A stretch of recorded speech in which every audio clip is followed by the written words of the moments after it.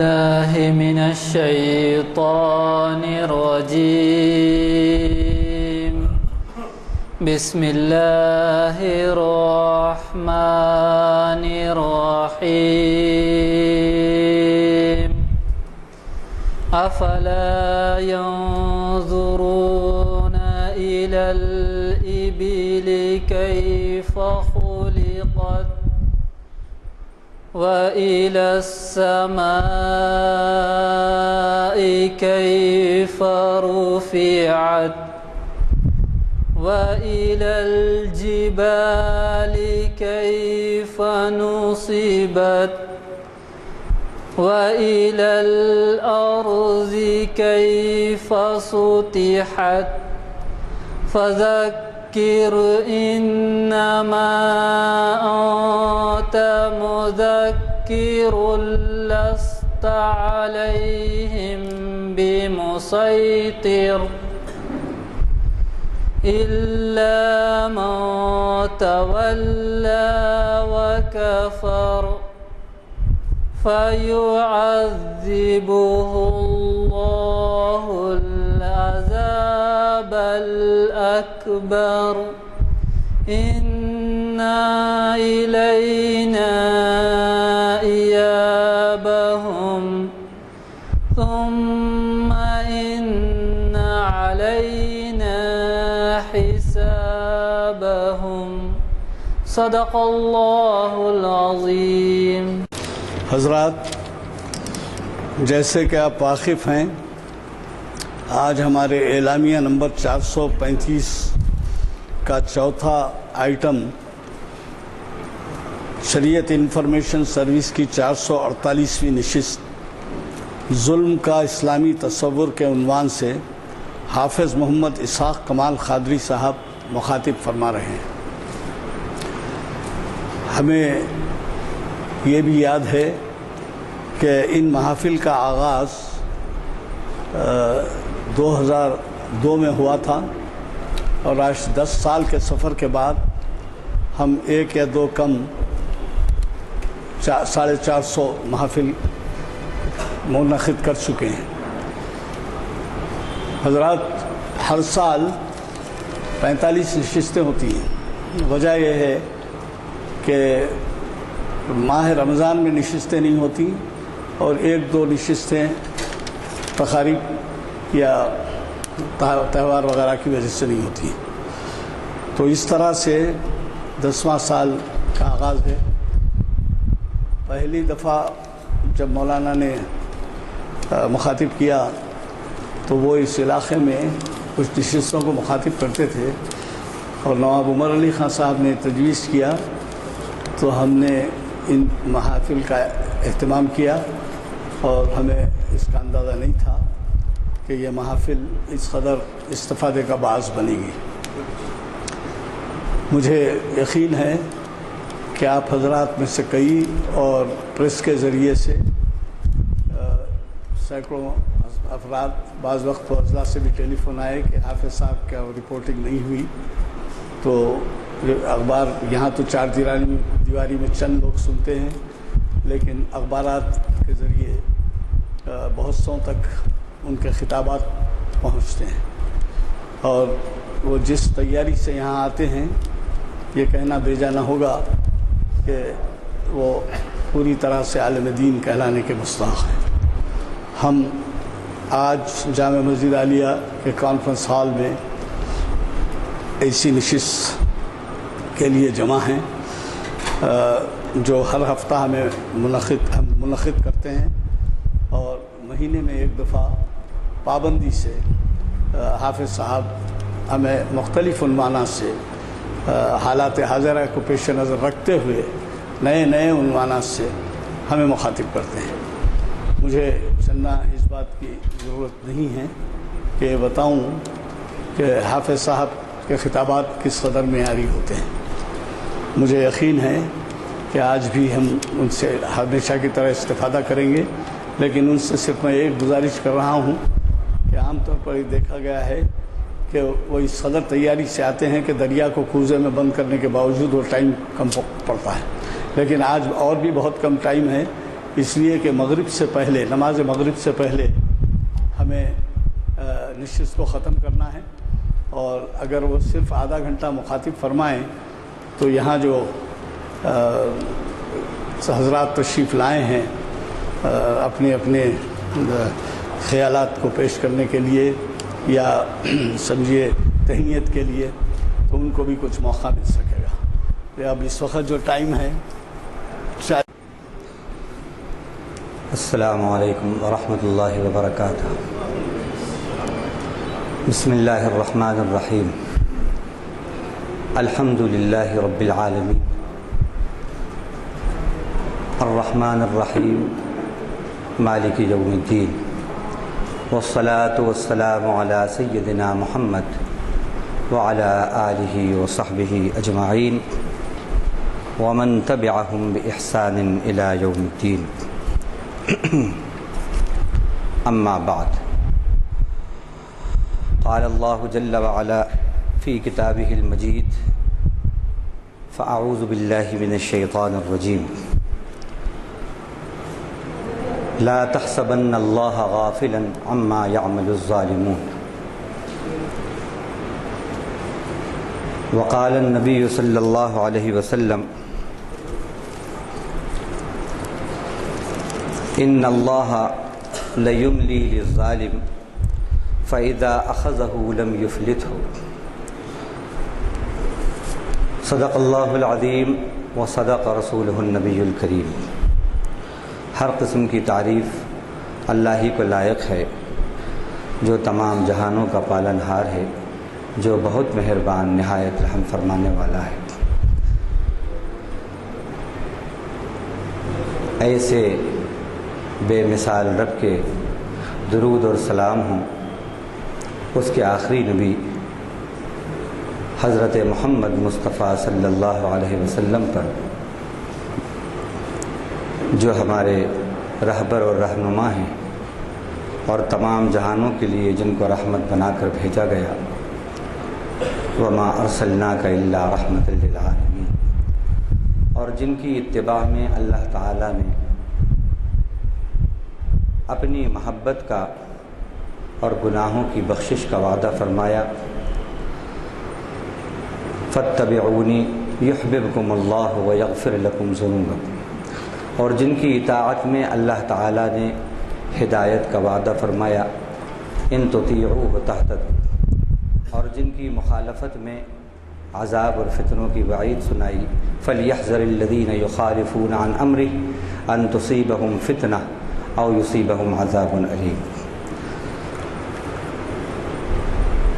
حمد و صلاۃ کے بعد آج اللہ تعالیٰ کا بے حد شکر گزار ہوں میں سب سے پہلے کہ اس نے مجھے یہ سعادت نصیب کی کہ میں شریعت انفارمیشن سروس کی پہلی نشست سے لے کر میری اپنی 200ویں نشست کو مخاطب کر رہا ہوں۔ وما توفیقی الا باللہ علیہ توکلت و الیہ انیب۔ یہ سب کچھ میرے رب کی توفیق سے ہوا، اسی پر میں نے بھروسہ کیا اور اسی کی طرف میں متوجہ ہوتا ہوں۔ میرا مجھ میں کچھ نہیں، جو کچھ ہے سو تیرا، اور تیرا تجھ کو دے دینے کیا جاتا ہے میرا۔ شریعت انفارمیشن سروس کی پہلی نشست، جس کا عنوان تھا ایمان اور اس کے تقاضے، اور یہ میری 200ویں نشست ہے۔ اگر یہ کہا جائے تو غلط نہ ہوگا کہ یہ بھی اسی نشست کا تکملہ ہے کہ ایمان کے تقاضوں میں سے ایک تقاضا یہ بھی ہے کہ انسان اور خاص طور سے مومن ہر قسم کے ظلم سے اپنے آپ کو بچاتے ہوئے زندگی گزارے۔ ظلم لغت میں اس کے معنی ہیں الظلم وضع الشیء فی غیر محلہ. ظلم نام ہے کسی چیز کو اس کا جو مطلوبہ مقام ہے اس مقام سے ہٹا کر رکھنا. قرآن اور حدیث کی روشنی میں جب ہم جائزہ لیتے ہیں ظلم کا تو یہ بات بھی ہمیں معلوم ہوتی ہے کہ ظلم کمی کرنے کا نام بھی ہے، کہیں اس معنی میں بھی استعمال ہوتا ہے. جیسے سورہ کہف میں اللہ تعالیٰ نے بیان فرمایا اصحاب جنت باغ والوں کا تذکرہ کرتے ہوئے دو باغوں کا ذکر کیا کہ کلتا الجنتین آتت کلہا ولم تظلم منہ شیئا. دونوں باغ اپنے پھلوں کو لے آئے اور وہ پھل کچھ بھی کم نہیں ہوئے. تو یہاں ظلم کے معنی کمی کے ہیں، اور کہیں ظلم کے معنی کسی کو اس کے حق سے محروم کر دینے کے معنی میں بھی ہوتے ہیں. جیسے اللہ تعالیٰ نے سورہ نساء کے 30 رکوع کے اندر میراث کا تذکرہ کیا، میراث سے متعلق احکام بتائے، اور اسی طرح سورہ طلاق کے اندر اللہ تعالیٰ نے طلاق سے متعلق احکام بتائے اور حقوق بتائے گئے زوجین کے، اور پھر اس کے بعد یہ کہا وَمَن يَتَعَدَّ حُدُودَ اللَّهِ فَقَدْ ظَلَمَ نَفْسَهُ. جو اللہ کی حدود سے تجاوز کر جائے، ایکسیڈ کر جائے، تو اس نے اپنے اوپر ظلم کیا.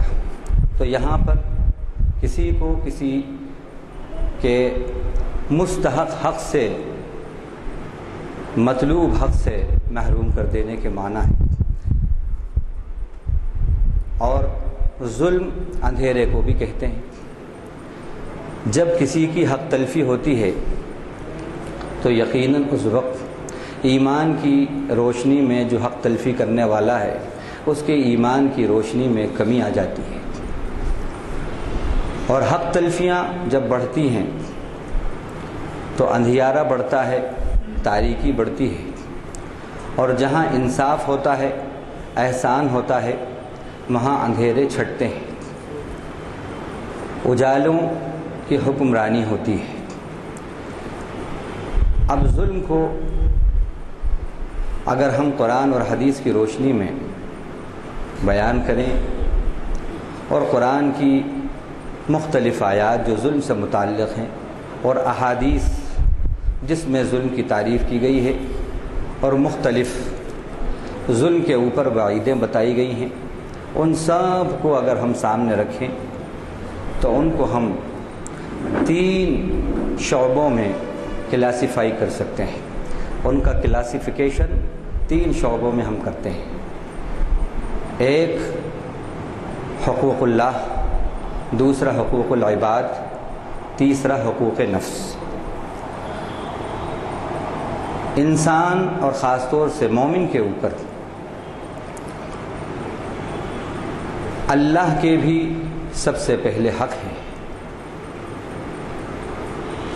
پھر بندوں کے بھی اس کے اوپر حق ہیں، انسانوں کے بھی اس کے اوپر حق ہیں.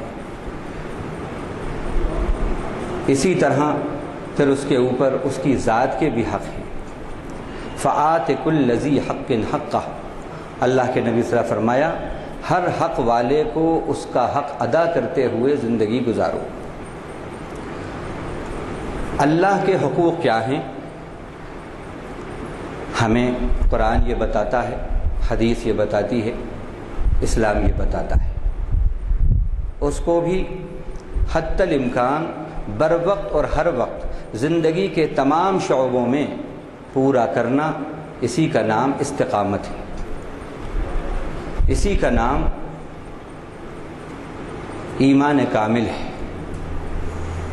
اللہ تعالیٰ نے اسی استقامت پر اپنی ولایت کا، اپنی دوستی کا وعدہ فرمایا ہے، اسی پر اللہ تعالیٰ نے اپنی قربت کا وعدہ فرمایا ہے کہ اللہ کے حقوق کیا ہیں۔ زندگی کے تمام شعبوں میں اللہ کے حقوق کیا ہیں، ہم اس کو جانیں اور بر وقت اور ہر وقت حتی الامکان ان کو ادا کرنے کی کوشش کریں۔ اس کا نام استقامت فی حقوق اللہ ہے، اللہ کے حقوق میں استقامت۔ اسی طرح بندوں کے ہمارے اوپر حقوق کیا ہے یہ بھی ہم جانیں اور ان کو بھی بر وقت اور ہر وقت زندگی کے تمام شعبوں میں حتی الامکان ہم ادا کریں۔ یہ حقوق العباد کے اندر استقامت ہے۔ اسی طرح ہم یہ بھی جانیں کہ ہمارے اپنی ذات کے حقوق کیا ہیں ہمارے اوپر، اس کو بھی ہم قرآن اور حدیث کی روشنی میں، اسلام کی روشنی میں زندگی کے تمام شعبوں میں بر وقت اور ہر وقت حتی الامکان ادا کرنے کی کوشش کریں۔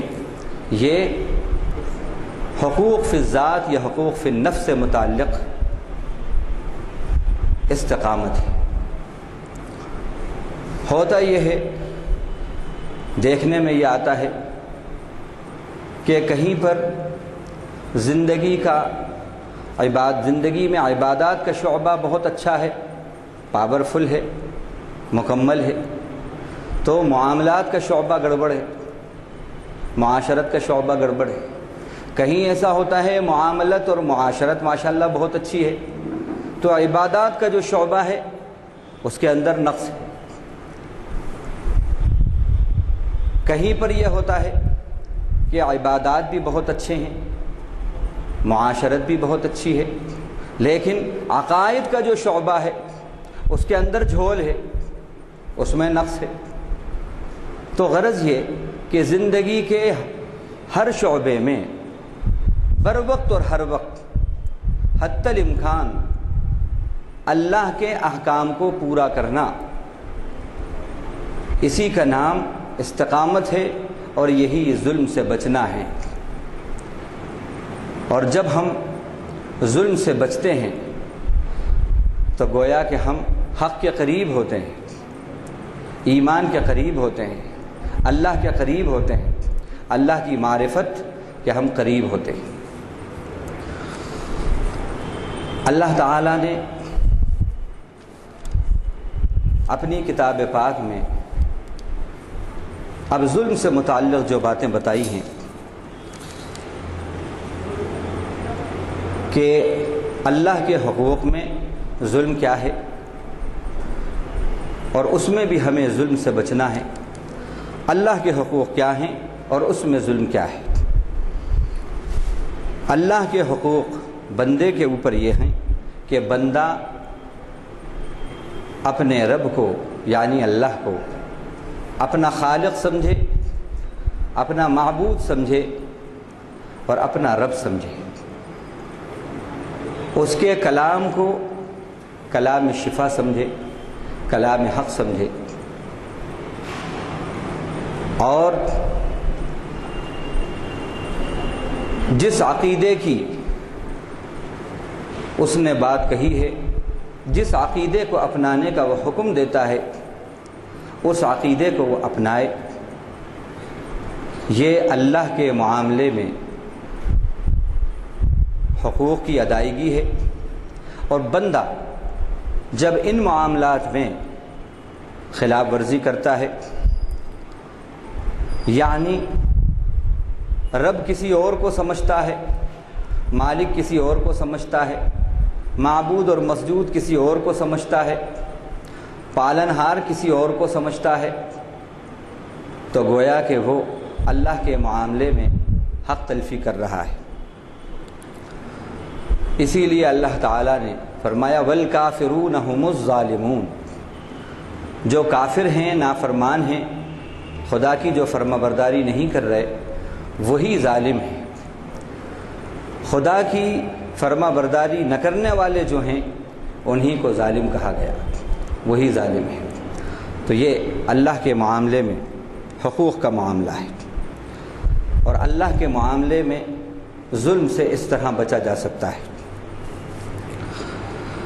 اسی طرح قرآن سے متعلق اللہ تعالیٰ نے فرمایا کہ وَنُنَزِّلُ مِنَ الْقُرْآنِ مَا هُوَ شِفَاءٌ وَرَحْمَةٌ لِّلْمُؤْمِنِينَ، یہ کہنے کے بعد فرمایا وَلَا يَزِيدُ الظَّالِمِينَ إِلَّا خَسَارًا۔ ہم جو قرآن نازل کرتے ہیں اس کے اندر شفا ہے، اور وہ مومنوں کے لیے رحمت ہے، اور وہ ظالموں کے حق میں سوائے نقصان کے اور کسی چیز میں اضافہ نہیں کرتا۔ اگر قرآن مجید جو اللہ کا کلام ہے اس کے کلام کو آپ اپنے لیے شفا نہیں سمجھ رہے، اور اس کے کلام کو آپ اپنے لیے ہادی اور رہنما نہیں سمجھ رہے، تو گویا کہ یہ آپ قرآن پر بھی ظلم کر رہے ہیں اور اپنے آپ پر بھی ظلم کر رہے ہیں، اور اللہ کے حق میں بھی آپ ظلم کر رہے ہیں۔ اسی کو اللہ تعالیٰ نے فرمایا کہ مَن لَّمْ يَحْكُم بِمَا أَنزَلَ اللَّهُ فَأُولَٰئِكَ هُمُ الظَّالِمُونَ، اللہ نے جو شریعت نازل کی ہے جو اس کے مطابق فیصلے نہیں کرتے وہی ظالم ہیں۔ کہیں پر فرمایا وَمَن لَّمْ يَحْكُم بِمَا أَنزَلَ اللَّهُ فَأُولَٰئِكَ هُمُ الْكَافِرُونَ، جو اللہ کی نازل کردہ شریعت کے مطابق فیصلے نہیں کرتا وہ کافر ہے، نافرمان ہے۔ وَمَن لَّمْ يَحْكُم بِمَا أَنزَلَ اللَّهُ فَأُولَٰئِكَ هُمُ الْفَاسِقُونَ، جو اللہ کی نازل کردہ شریعت کے مطابق فیصلے نہیں کرتا وہ فاسق ہے۔ تو اگر ہم شریعت میں یعنی اللہ کے کلام میں اگر ہم فرما بردار نہیں ہیں اور تابع فرمان نہیں ہیں، اور اللہ کا کلام اللہ کی بات سامنے آنے کے بعد پھر ہم اپنی چلا رہے ہیں، تو گویا ہم اللہ کے حقوق میں ظلم کر رہے ہیں۔ اسی طرح حضرت آدم علیہ السلام نے اللہ تعالیٰ سے جب دعا کی، اور حضرت ابراہیم علیہ السلام سے جب اللہ تعالیٰ نے فرمایا انی جاعلک للناس اماما، بے شک میں آپ کو ساری انسانیت سارے لوگوں کا امام بنانے والا ہوں، تو حضرت ابراہیم نے کہا ومن ذریتی، اور اللہ میری ذریت میں سے۔ اللہ تعالیٰ نے فرمایا لا ینال عہد الظالمین، جو ظالم ہیں وہ میرے حکم کو میرے وعدے کو نہیں پائیں گے۔ اب یہ کیا ہے؟ اللہ کا حکم ہے کہ بندہ اپنے رب کو رب مان کر، خالق مان کر، معبود مان کر توحید ربوبیت، توحید الوہیت اور توحید عبودیت کا ثبوت دے، تو گویا کہ وہ ظلم اللہ کے معاملے میں ظلم سے بچ رہا ہے اور اللہ کے حقوق وہ ادا کر رہا ہے۔ تو ولا ینال عہد الظالمین میں یہ بات آئی۔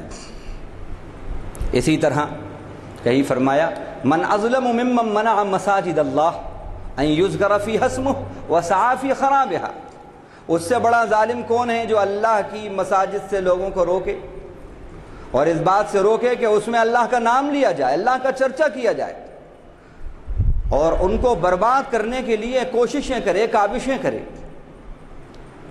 اللہ کا حکم یہاں بھی پامال اگر کسی نے کیا ان المساجد للہ فلا تدعوا مع اللہ احدا، مسجدیں اللہ کے لیے ہیں، اللہ کے علاوہ مساجد میں کسی کو نہ پکارا جائے نہ بلایا جائے۔ اگر اس کے خلاف کوئی کرتا ہے تو گویا وہ اللہ کے معاملے میں ظلم کر رہا ہے۔ یہ حقوق اللہ سے متعلق چند باتیں بتائیں۔ ایک بات اور، توحید سے مزاحمت، توحید سے مزاحمت اگر آپ کر رہے ہیں تو یہ بھی اللہ کے معاملے میں اللہ کے حقوق میں ظلم کر رہے ہیں۔ یہ بات ہمیں فَإِنِ انْتَهَوْا فَلَا عُدْوَانَ إِلَّا عَلَى الظَّالِمِينَ سے معلوم ہوتی ہے۔ اگر یہ بعض آ جائیں آپ کی مزاحمت سے اور یہ ایمان پر آ جائیں، شرک کو چھوڑ دیں، تو پھر کوئی ظلم نہیں، کوئی زیادتی نہیں مگر ظالموں پر۔ تو اس کو بھی ظالم کہا جو عقیدے کے اندر मुशरिक बना हुआ, जो तौहीद दे खालिस न लिए हुए हो, वो भी अल्लाह के मामले में गोया के जुल्म कर रहा है। अब हुकूकुल इबाद से मुताल्लिक़ बातें। हुकूकुल इबाद के वो शोबे जिनमें हम ये देखते हैं कि बहुत जुल्म हो रहा है, बहुत से शोबे हैं, लेकिन रोज़मर्रा की ज़िंदगी के अंदर जो बातें हमारे सामने आती हैं, सिर्फ उन्हीं बातों पर आपके सामने बात करेंगे। बंदों के हुकूक़ की अदायगी अगर आप नहीं कर रहे, अल्लाह ताला ने जो आपको हुक्म दिया है बंदों के हुकूक़ की अदायगी से मुताल्लिक़, अगर आप उसको पूरा नहीं कर रहे तो अल्लाह के यहाँ आप ज़ालिम ठहर रहे, अल्लाह के यहाँ आप ज़ालिम ठहर रहे। और बंदों की हुकूक़ की अदायगी के अंदर जो कोताही होगी, वो बंदों की हुकूक़ की अदायगी से ही उसकी तलाफ़ी होगी। हमारे यहाँ ये देखा जाता है कि कोताही हुई है बंदों के हुकूक़ में, और उसकी तलाफ़ी इबादत से की जाती है, उम्रे से की जाती है, उम्रों से की जाती है, सदक़े और खैरात से की जाती है, लाल पीले और हरे दस्तरखानों से की जाती है। नहीं, बंदों के हुकूक़ के अंदर अगर हक़ तलफ़ी हुई है और कोताही हुई है तो बंदों की हुकूक़ की अदायगी से ही उसकी तलाफ़ी होगी। ये बात अल्लाह ताला ने वमन यतअद्द हुदूद अल्लाह फउलाइका हुमुज़ ज़ालिमून में यही बात कही। जो अल्लाह के हुदूद से तजावुज़ कर जाएंगे वही लोग ज़ालिम हैं। अब यहाँ हुदूद से मुताल्लिक़ क्या बात है? ये सूरह निसा के दूसरे रुकू की आयत है। यहाँ विरासत से मुताल्लिक़ अहकाम है, बीवी के अहकाम, बच्चों के अहकाम, बहन के अहकाम, भाइयों के अहकाम, ये सब अहकाम विरासत से मुताल्लिक़ दिए। और फिर कहने के बाद ये कहा कि जो भी हुदूद से तजावुज़ करेगा उसके लिए दर्दनाक अज़ाब है।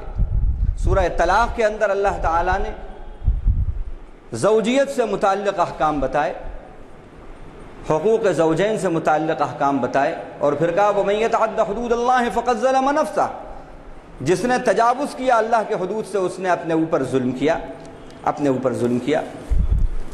तो अल्लाह के हुकूक़ की अदायगी, अल्लाह के हुकूक़ की में जो हक़ तलफ़ी हुई है वो अल्लाह के हुकूक़ की अदायगी से ही होगी, और बंदों के हुकूक़ में जो हक़ तलफ़ी हुई है वो उन हुकूक़ की अदायगी से ही होगी जो बंदों के हुकूक़ हैं। ये नहीं हो सकता कि बंदों के हुकूक़ की हक़ तलफ़ियाँ आप इबादत से करें। क़यामत के दिन एक शख्स आएगा, मशहूर हदीस है, नमाज़ें लेकर आएगा, रोज़े लेकर आएगा, ज़कात लेकर आएगा, हज लेकर आएगा, इल्म लेकर आएगा, शहादत लेकर आएगा, लेकिन वो सब के सब कल आदम करार दे दिए जाएंगे। मैं बिल्कुल जिस बता रहा हूँ उसका। पूछेंगे अल्लाह ये सब क्या है, क्या किया तूने? कहेगा अल्लाह मैंने ये किया, ये किया। अल्लाह कहेंगे ये सब तूने जिस लिए किया था वो सब हमने दे दिया। शहादत बहादुरी के लिए की थी, इल्म के दरिया इसलिए बहाता था कि लोग अल्लामा कहें, बहरुल उलूम कहें, अल्लामतुद्दहर कहें, मरजल बहरैन कहें, वगैरह वगैरह, वो सब दुनिया में तुझे दे दिए। सखावत तूने अपनी शोहरत के लिए की थी, वो सब कुछ तुझे मिल गया। अब यहाँ कुछ नहीं है, और उसको औंधे मुंह घसीट कर जहन्नम में फेंक दिया जाएगा। और इससे पहले एक बात और आती है कि अभी कुछ लोग होंगे, वो आएंगे, कहेंगे अल्लाह मेरे हुकूक हैं, इसने मुझे मेरे ऊपर जुल्म किया, इसने मेरी बेइज्जती की थी, मैं कमज़ोर था, बदला नहीं ले सका, मेरा क्या होगा? अल्लाह कहेंगे तुम्हारे साथ भी इंसाफ होगा। फरिश्ते कहेंगे ए अल्लाह अब इसकी जो हसनात हैं, नेकियां हैं, वो तो ख़त्म हो गई, अब क्या किया जाए? अल्लाह कहेंगे कि जिनकी इसने हक़ तलफ़ी की है, जिन पर जुल्म किया है, उनके गुनाहों को लो और इसके सर पर डालो। उनके गुनाहों को इसके सर पर डाला जाएगा। आया था नेकियों के अंबार लेकर और گناہوں کے اندر شرابور ہو کر جہنم کی طرف اوندھے منہ پھینک دیا جائے گا۔ تو یہ بندوں کے حقوق کے اندر ہمیں بہت احتیاط کرنا ہے، بہت احتیاط کرنا ہے۔ اب اس میں چند باتیں خاص طور سے جو شعبے ہم دیکھتے ہیں بندوں کے حقوق سے متعلق ہیں اور جن میں بڑی کوتاہیاں ہوتی ہیں: نکاح، ازدواجی زندگی، طلاق، خلا، مہر، وراثت۔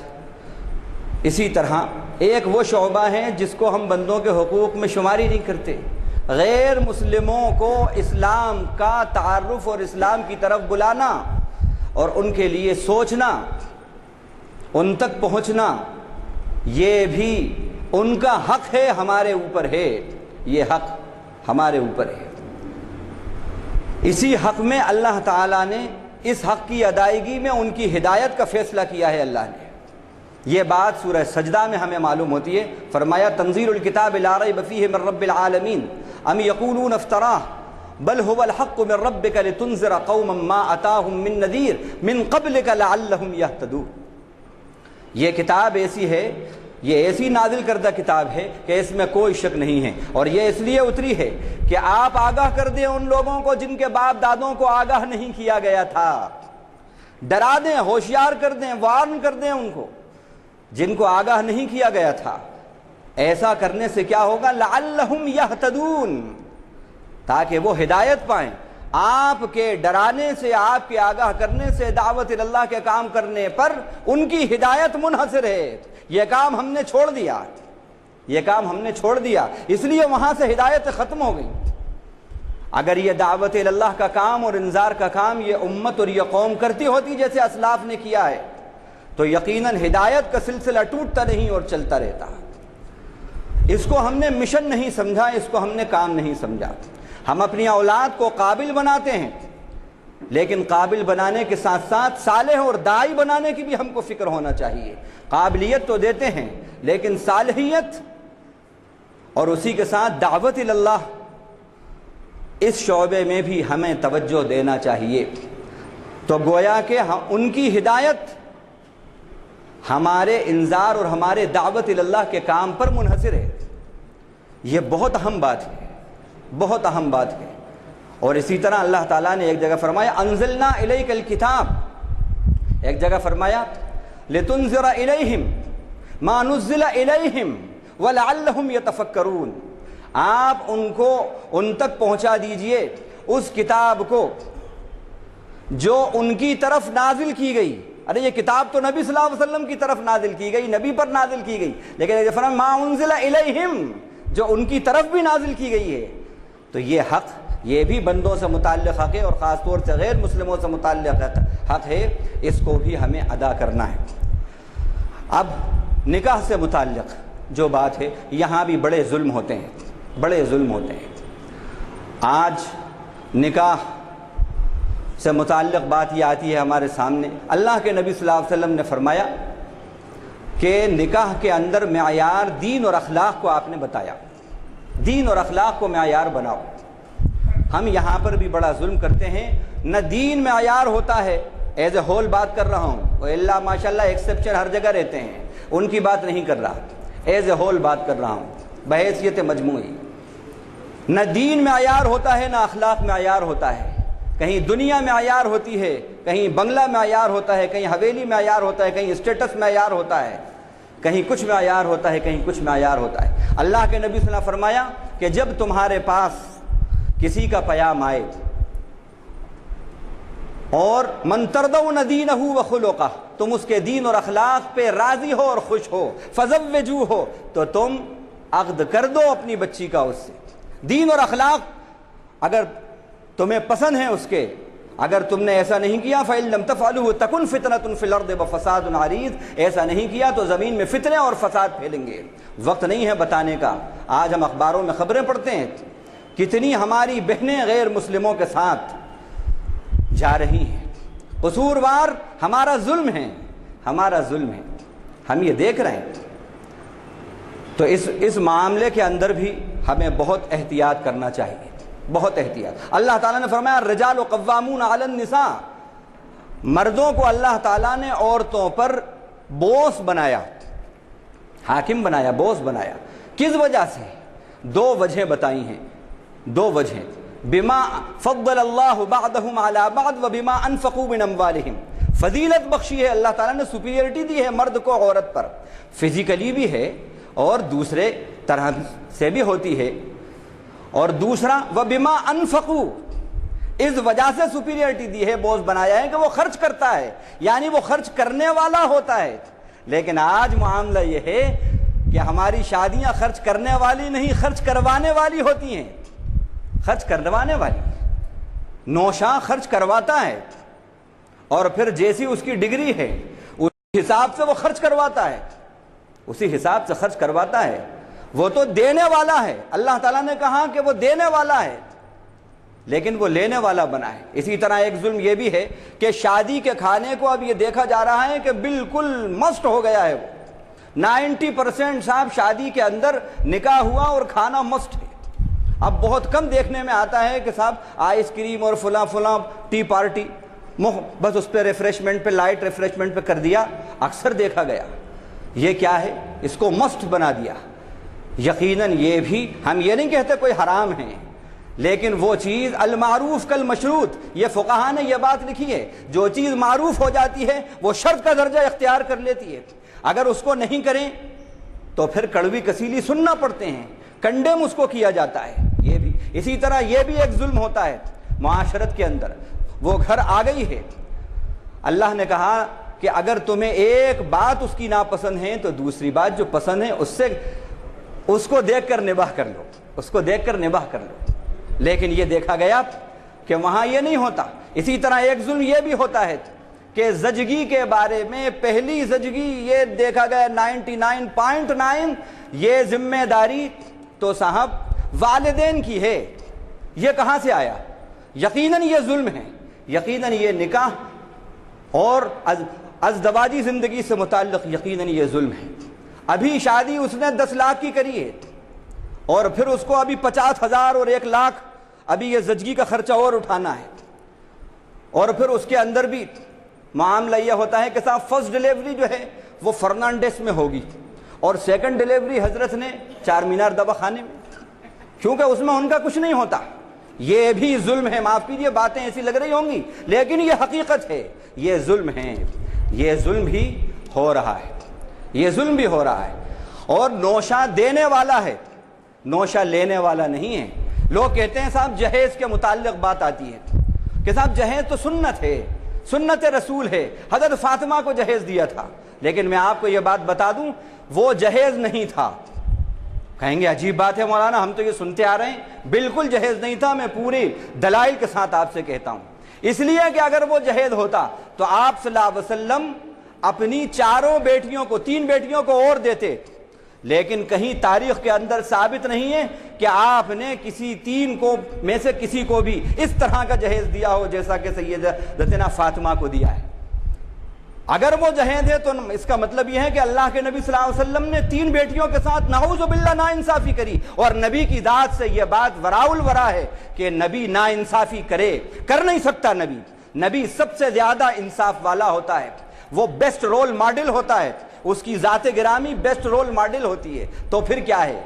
बात यह है कि सैयदना अली रज़ियल्लाहु अन्हु आपके ज़ेरे किफ़ालत थे, बचपन से आपने ले लिया था उनको, क्योंकि हजरत अबू तालिब कसीरुल अयाल थे, उनको ले लिया था कि चचा जान के बहुत एहसान हैं, मैं अली को ले लेता हूं, मैं इनकी किफ़ालत करूंगा। वो यहीं रहते थे।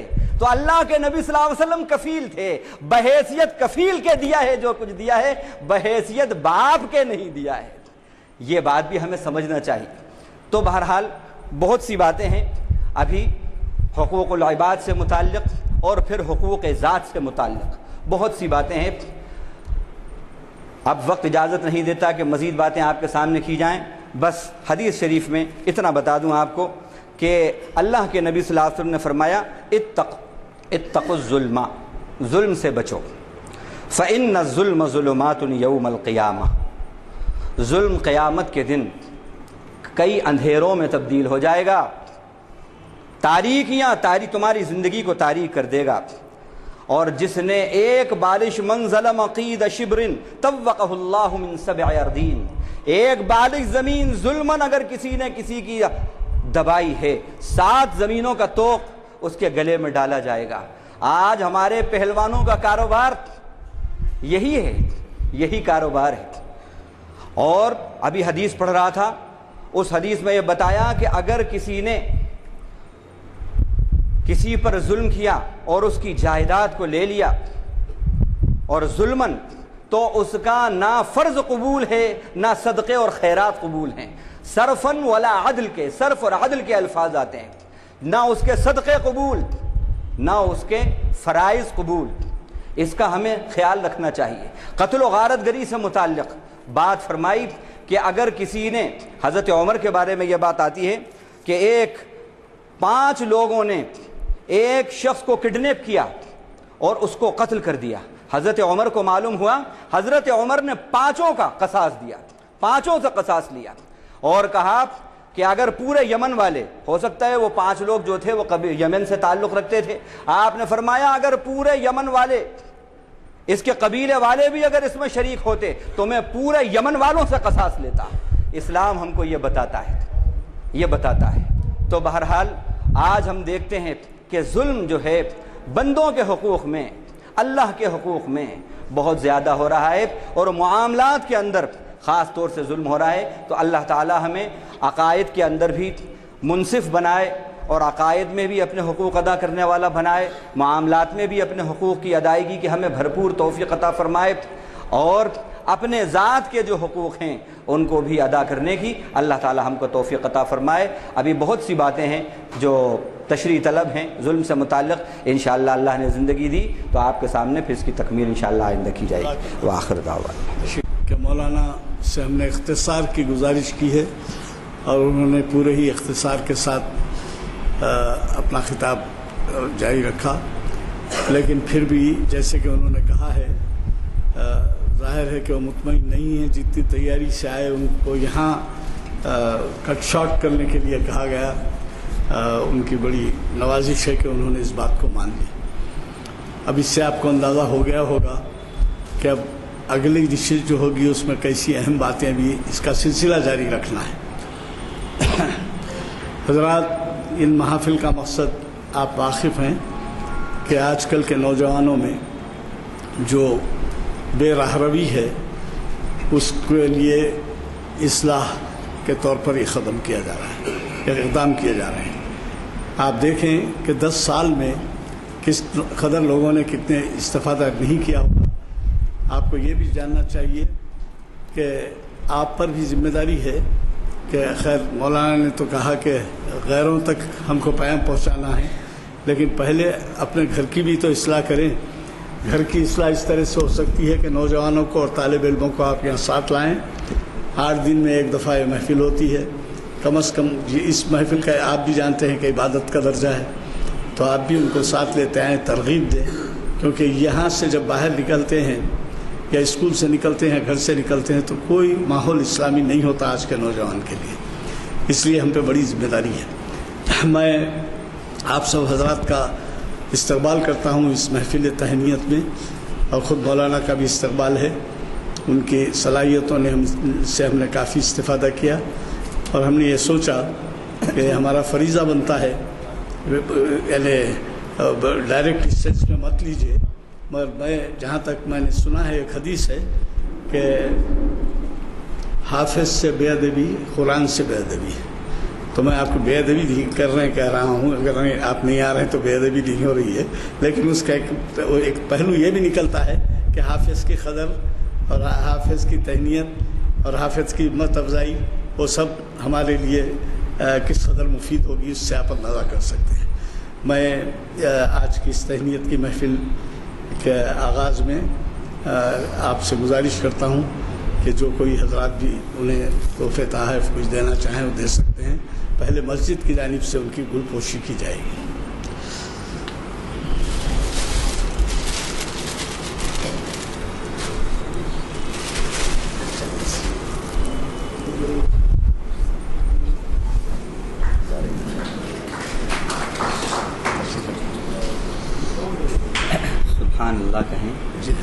इंशाअल्लाह। क्लिपिंग ना करें जी, तर्जुमे के मौके पर ये मौलिफ हैं, इधर आइए, इधर से कलाम मजीद के, और वो तो फतन पेश करता है ऐसे।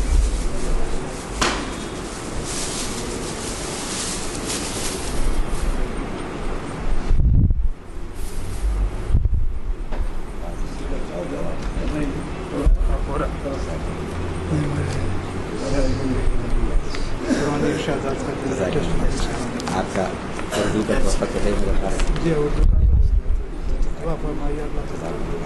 आपसे खुसूसी दुआ की दरख्वास्त, अल्लाह ताला कबूल फरमाए हम सब के लिए ज़्यादा आखिरत में खुश है।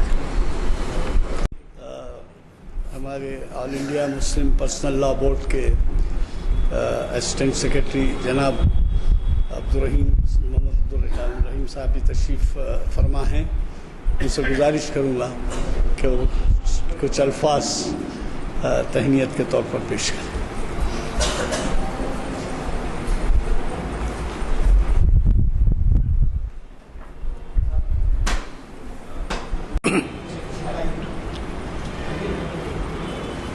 ये मस्जिद आलिया की जानिब से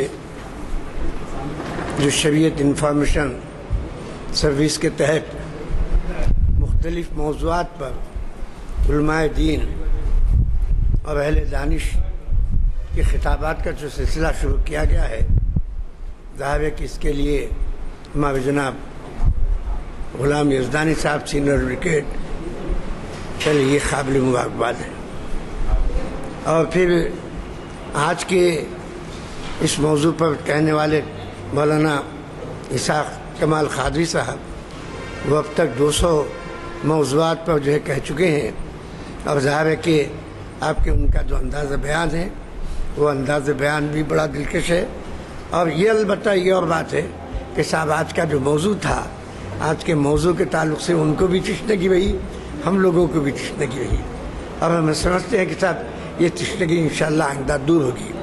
लेकिन ये जो मौजू है, ये मौजू बड़ी अहमियत रखता है, और इस मौजू के ऊपर बात कही जाए तो ये बात जो है बहुत दूर तक फैलती है।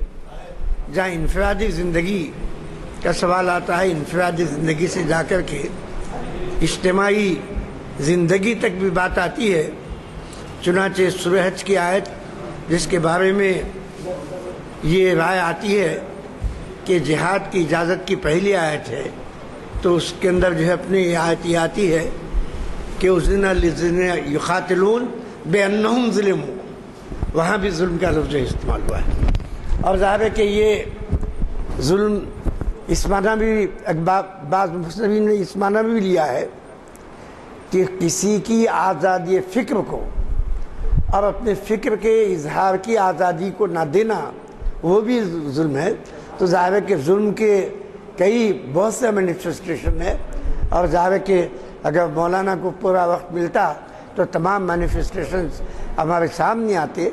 लेकिन एक पहलू पर जिस पर आपने तवज्जो दिलाई है वो ये है कि ख़ुद हमारे पास माशरत अपने जो बंदों के हुकूक़ हैं उस सिलसिले में, और ख़ुसूसन माशरती ज़िंदगी में हमारे पास जो कुछ हो रहा है उसको ज़ाहिर है कि एक तरह से जुल्म से ही ताबीर किया जा सकता है।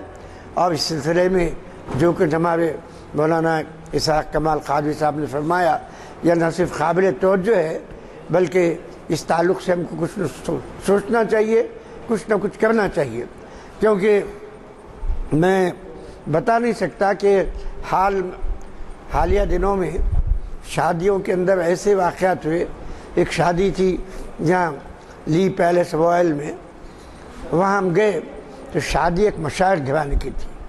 वो घराना जिसका काम ही जो है अपने लोगों को आपके सही रास्ते पर लाना, बल्कि लोगों का तस्वीर क़ल्ब जिसका अपने फ़र्ज़ हो। और वहाँ ये हुआ कि साहब आपके दूल्हा आते ही पटाखे और बाजा और गाजा और सब ये सब। अब अगर उस सतह के लोगों और ऐसे घरानों में ये चीज़ हो तो ये तो जुल्म अज़ीम है, ये तो जुल्म अज़ीम है। तो आज जो है अपने मौलाना ने एक बहुत अच्छे पहलू पर तवज्जो दिलाई है, और ये पहलू ऐसा है कि जिस पर हम अगर अज़्म करें, इरादा करें तो कुछ ना कुछ कर सकते हैं। और ये कि اگر ہم عزم کر کے کچھ نہ کچھ کرنے کی ٹھان لیں تو بہت کچھ ہو سکتا ہے. اور ظاہر ہے کہ ہم کو اپنی معاشرت کے اندر جہاں جہاں اس طرح سے ظلم نظر آتا ہے اس کو جو ہے آپ کے ختم کرنے کی کوشش ہم کو کرنا چاہیے. اس کے لیے ہمارے دل میں ارادہ پیدا ہونا چاہیے اور پھر اس ارادے کے تحت ہم کو جو قدم بھی اٹھانا چاہیے. بھائی یہ جو سلسلہ شروع ہوا ہے یہ بہت مبارک اور بہت اچھا سلسلہ ہے. اور میں جناب غلام یزدانی صاحب سے گزارش کروں گا کہ اس موضوع پر مزید آپ کے جو ہے بیان رکھا جائے مولانا اسحاق کمال قادری صاحب کے، تاکہ اس کے دوسرے جو پہلو ہیں اور دوسرے جو مینیفیسٹیشنز ہیں ان کو بھی اپنی گفتگو میں کر سکے، کیونکہ موضوع بہت اہم ہے اور یہ موضوع ظاہر ہے کہ ہماری زندگیوں سے بہت جڑا ہوا ہے. شکریہ.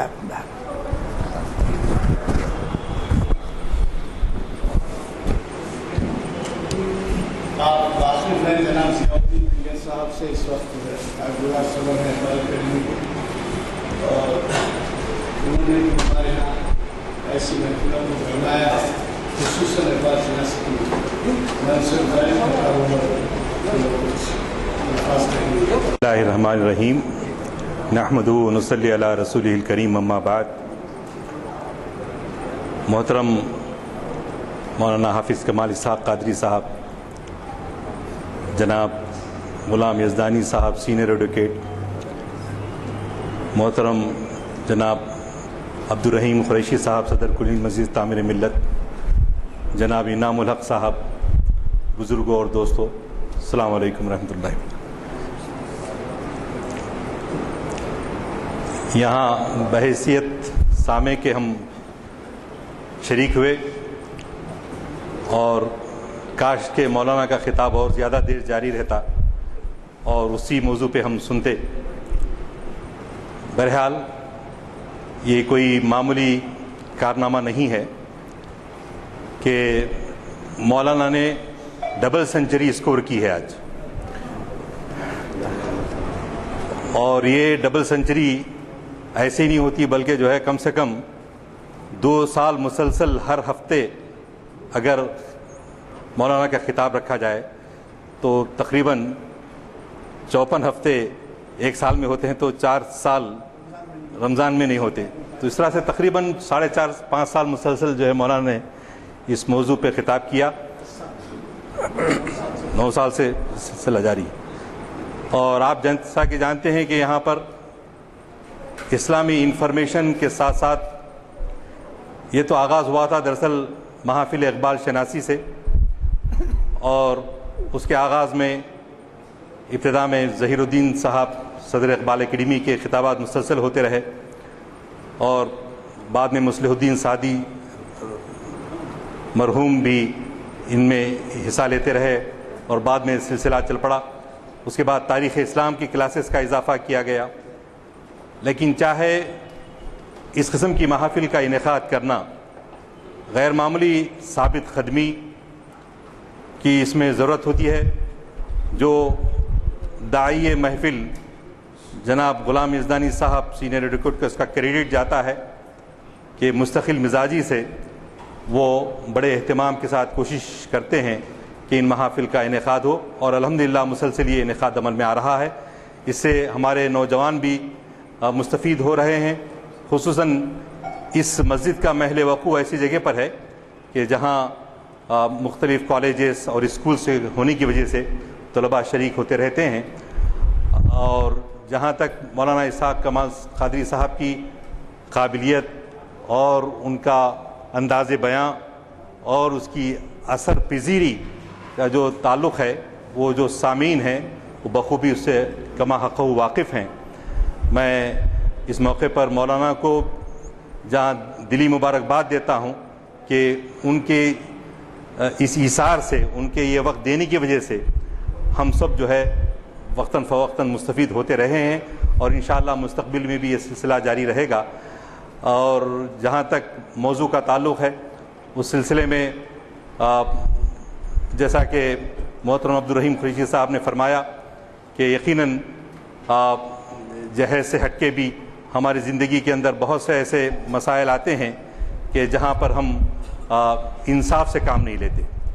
اور ایک حدیث شریف جو مشہور ہے، کافی آپ نے سنا ہوگا، کہ رسول کریم صلی اللہ علیہ وسلم نے فرمایا کہ ظالم کی مدد کرو اور مظلوم کی بھی مدد کرو. تو صحابہ رضوان اللہ تعالیٰ علیہم اجمعین نے کہا کہ بھئی مظلوم کی مدد تو سمجھ میں آتی ہے، لیکن ظالم کی مدد کرنے سے کیا مراد ہے؟ کیا ظالم کو کہ اس میں ظلم میں اور اضافہ ہو، اس کی تو تھوڑی اجازت دی جا سکتی ہے؟ نہیں، بلکہ کہنا یہ تھا کہ ظالم کو ظلم کرنے سے روکنا ظالم کی مدد کرنا ہے. تو یہ پہلو جب ہم دیکھتے ہیں تو ہمارے معاشرے کے اندر اب آج خال خال بھی ہم کو نظر نہیں آتا. ہم جو ہے یہ سمجھتے ہیں کہ ارے بھائی یہ ظلم کرنے والا جو شخص ہے، ظالم جو ہے، بڑے مرتبے کا آدمی ہے، اس کی ہم تائید کریں گے تو پھر ہمارا معاشرے میں کیا مقام ہوگا. جی، تو یہ اس قسم کے حالات سے ہم دو چار ہیں کہ ہم اپنے خاندانوں میں بھی دیکھتے ہیں، اپنے محلوں میں بھی دیکھتے ہیں، اپنی مساجد میں دیکھتے ہیں کہ لوگ کھلم کھلا ظلم کرتے ہیں، اور لیکن لوگ کہتے ہیں کہ بھئی کہاں مداخلت کریں، کہیں ہمارا جو ہے وہ رضائے مخاطب کی تمنا کا حصول جو ہے وہ بیچ میں آڑے آ جاتا ہے. ارے وہ بڑے آدمی ہیں، دولت مند آدمی ہیں، اور سماج میں، سوسائٹی میں ان کا بڑا مقام ہے. اگر ہم ان کی مخالفت مول لیں یا ان کی نگاہ میں ہمارا وقار کم ہو جائے گا، تو یہ مصلحتیں حق گوئی سے ہم کو باز رکھتی ہیں، دور رکھتی ہیں. تو ضرورت اس بات کی ہے کہ ہم ان معاملات کے اندر ہم سب کو نشستن گفتگو برخاستن ہونے والی بات نہیں ہے، بلکہ جو باتیں کہی جاتی ہیں یہاں پر قرآن اور حدیث کی روشنی میں، اور ہم کو ان علماء اکرام سے جو ہدایات ملتی ہیں، نصیحتیں ملتی ہیں، تذکیر ملتی ہے، تو اس سے ہم اپنے زندگی کے اندر، اپنے اوصاف کے اندر، اپنے اخلاق کے اندر بھی وہ تبدیلی لانے کی ہم کو کوشش کرنی چاہیے. میں پھر ایک بار مولانا کو مبارکباد دیتا ہوں، اور ساتھ ساتھ غلام یزدانی صاحب سینئر ایڈوکیٹ کو بھی مبارکباد دیتا ہوں کہ ان کی بے انتہا سابق خدمے اور مستقل مزاجی کی وجہ سے یہ آج ہمارے شہر میں ان محافل کا سلسلہ چلا ہوا ہے. وآخر دعوانا الحمدللہ رب العالمین. خوشی اور مسرت محسوس کرتا ہوں کہ آج 200ویں محفل منعقد ہو رہی ہے، جس کا انعقاد 10 سال پہلے عمل میں آیا تھا. اس سلسلے میں ابھی ہمارے محترم غلام یزدانی صاحب نے اس کا بیک گراؤنڈ بھی پیش کیا کہ چند نوجوان آپ سے ملاقات کیے تھے اور دینی مسائل کے بارے میں کچھ استفسار تھا. تو اس سلسلے میں یزدانی صاحب نے کہا کہ بہتر ہے ہمارے یہاں محافل میں ان چیزوں کو شریک کیا جائے اور شریعت کے اور دین کے معاملات میں آگاہی کے لیے کوئی بندوبست کریں. اس سلسلے میں مولانا کا نام سب سے آگے تھا، کیونکہ آپ کے بہت سے تقاریر اور بالخصوص آپ کے قرآنی تفاسیر وغیرہ اور محافل میں مجھے شریک ہونے کا موقع ملا تھا. چنانچہ آپ کا پہلا لیکچر میں سمجھتا ہوں جہاد پر ہوا تھا. جہاد پر ایمان اور اس کے تو اس کو بہت پسند کیا گیا، اس کا سلسلہ چلا، اور ظاہر ہے آج کے میں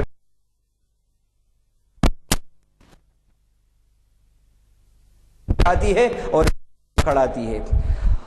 اور اس کے بعد ارسلنا علیہم رجزا من السماء بما كانوا یظلمون. سورہ اعراف میں اللہ نے فرمایا وہ ظلم کرتے تھے، ہم نے ان کے اوپر آسمان سے وبا کو اتارا. وہ ظلم کیا تھا؟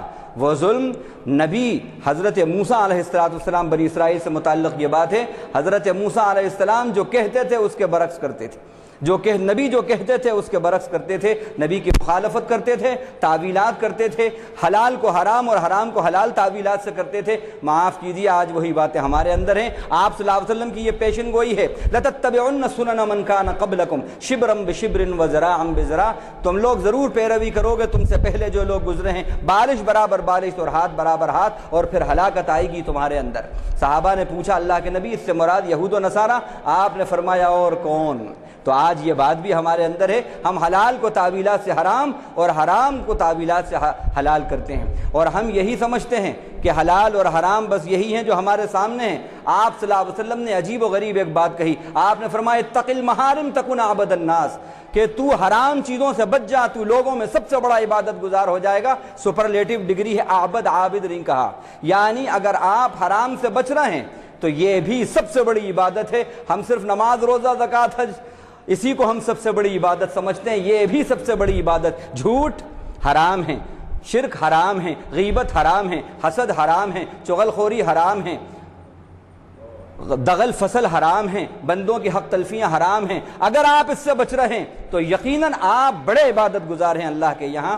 اگر ایسا نہیں کیا تو پھر اللہ کی طرف سے وبا آتی ہے، وبا آتی ہے۔ اور وبا رجز سے مراد یہاں پر کہا ہے طاعون اور پلیگ، مختلف قسم کی وبائیں آتی ہیں۔ اسی طرح فرمایا لا تظلمون ولا تظلمون، نہ ظلم کرو نہ تم پر ظلم کیا جائے گا۔ اگر چاہتے ہو کہ ظلم سے بچو تو اپنے ظلم سے دوسروں کو بچاؤ، خدا تم کو ظلم سے بچائے گا۔ وَسَيَعْلَمُ الَّذِينَ ظَلَمُوا أَيَّ مُنقَلَبٍ يَنقَلِبُونَ، ظالم قریب جان لیں گے کہ اس دن ان کو کس طرح الٹ پلٹ کیا جائے گا۔ اللہ کے نبی کی ایک بات پر بات ختم کرتے ہیں، ایک دعا پر۔ آپ جب گھر سے نکلتے تھے تو آپ صلی اللہ علیہ وسلم کا یہ معمول تھا، اور صحابہ سے بھی کہا کہ تم جب گھر سے نکلو تو یہ دعا پڑھا کرو، بسم اللہ توکلت علی اللہ ولا حول ولا قوت الا باللہ العلی العظیم۔ اسی کے ساتھ ساتھ ایک اور دعا آپ پڑھتے تھے آسمان کی طرف دیکھ کر، یہ بڑی عجیب و غریب بات ہے۔ اللہم انی اعوذ بک ان اضل او اضل او اضل او اضل او اجہل او اظلم او اظلم او اجہل او یجہل علی۔ کیا دعا ہے یہ، غور کرنے کی بات ہے۔ اے اللہ میں پناہ مانگتا ہوں اس بات سے کہ میں گمراہ ہوں یا مجھے گمراہ کیا جائے، میں ذلیل ہوں یا مجھے ذلیل کیا جائے، میں کسی پر ظلم کروں یا مجھ پر ظلم کیا جائے، میں کسی کے ساتھ جہالت کا معاملہ کروں یا میرے ساتھ جہالت کا معاملہ کیا جائے۔ آپ غور کریں کتنا ریلیونس ہے اس بات کے اندر اور کتنی ریشنلٹی ہے اس بات کے اندر کہ انسان جب گھر سے باہر نکلتا ہے، میدان میں آتا ہے، باہر آتا ہے، تو یہی چار چیزیں ہوتی ہیں جہاں پر اس کے قدم لڑکھڑاتے ہیں۔ خطرہ ہوتا ہے ذلت کا، خطرہ ہوتا ہے جہالت کا، خطرہ ہوتا ہے ظلم و ستم کا۔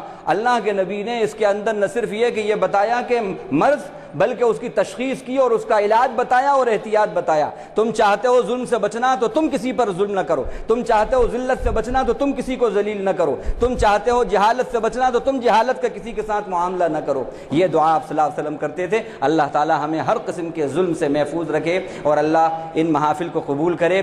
اب بس وہاں کی قبولیت اصل ہے، یہ تہنیت تو وقتی ہے، ختم ہو جائے گی۔ اصل تہنیت تو رب کی تہنیت ہے، ورضوان من اللہ اکبر، رب کی خوشی سب سے بڑی خوشی ہے۔ اللہ سے دعا ہے کہ پروردگار بس راضی ہو جائیں۔ جو کچھ کہا انہوں نے کہلوایا، ہم نے کچھ نہیں کہا، جو انہوں نے کہلوایا ہے التجا ہے کہ وہ اس محنت کو، اس توفیق کو جو انہوں نے دی ہے، جو کہنے کی توفیق انہوں نے دی ہے، پروردگار جیسے توفیق بخشی ہے اسی طرح اس کو مقبولیت سے اور قبولیت سے بخشیں، اور جو اس کے محرک اور معاون بنے ہیں اللہ تعالیٰ ان کی ہر طرح کے ایمان میں، دین میں، عمل میں، تقوی میں ہر طرح ترقی عطا فرمائے، اور دین و دنیا کے اندر اللہ تعالیٰ دائمی خوشیوں سے انہیں سرفراز کرے، ایمان پر قائم رکھے، استقامت پر قائم رکھے، اور ایمان اور استقامت پر ہم سب کا خاتمہ کرے، اور اس حال میں ہم خدا سے ملیں کہ خدا ہم سے راضی ہو اور ہم خدا سے راضی ہوں۔ وآخر دعوانا الحمدللہ رب العالمین، سبحان اللہ وبحمدہ، سبحانک اللہم وبحمدک، نشہد ان لا الہ الا انت، نستغفرک ونتوب الیک۔ اللہم اجعلنا من الذین یستمعون القول فیتبعون احسنہ، اللہم اسمعنا منادی الجنۃ مع الابرار، ربنا تقبل منا انک انت السمیع العلیم، بلطفک وبمنک وبکرمک یا اکرم الاکرمین، یا ذی الجلال والاکرام یا ارحم الراحمین، وصلی اللہ تعالی علی خیر خلقہ محمد وآلہ وصحبہ اجمعین، آمین والحمد للہ۔